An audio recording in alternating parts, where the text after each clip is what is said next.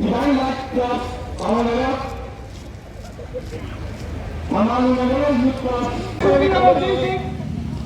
Ayo kipung baru ya.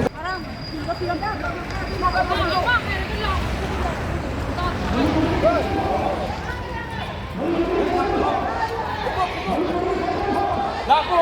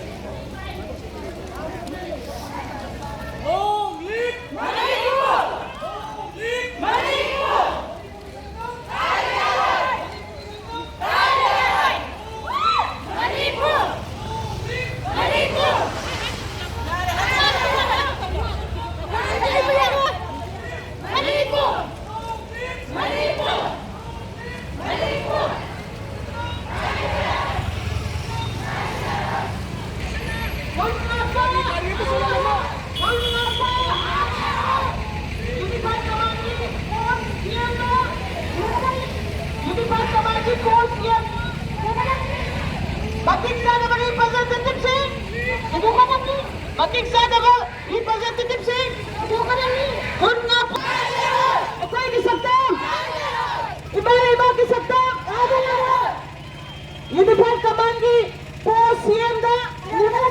Unified Kamangi, Tawa Yarinda,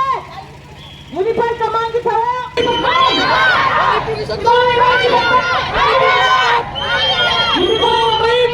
Manipur की सत्ता लोग लिप मणिपुर लोग लिप मणिपुर लोग लिप मणिपुर मणिपुर की सत्ता मणिपुर की सत्ता लोग लिप मणिपुर लोग लिप मणिपुर लोग lip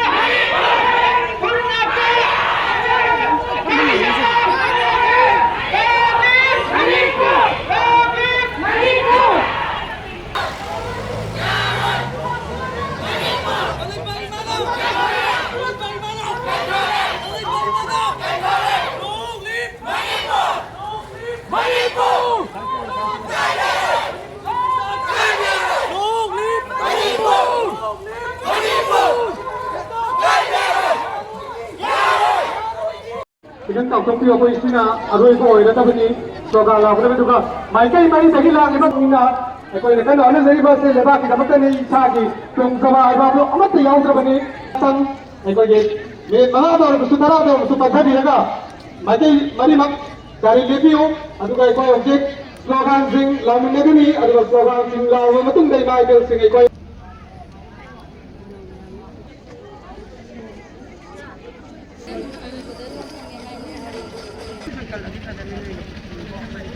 अकोई ngasi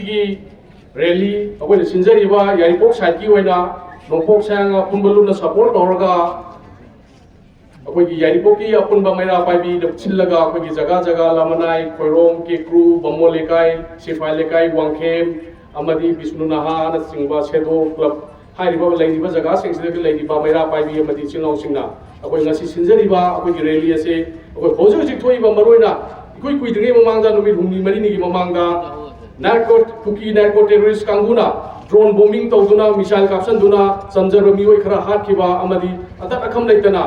ingna chingna leiseriba akoi gi maitai gi praja singda hanjan bom thada duna missile kapsanduna yamna tamthina ot naiba sida akoi pen da badagi akoi na maroina central government da amadi state government da akoi na pen da bagi tongdok sabani maroina hoji akoi na pamjabaji akoi gi security advisor oina laibiri ba Kuldeep Singh akoi na hanging badi where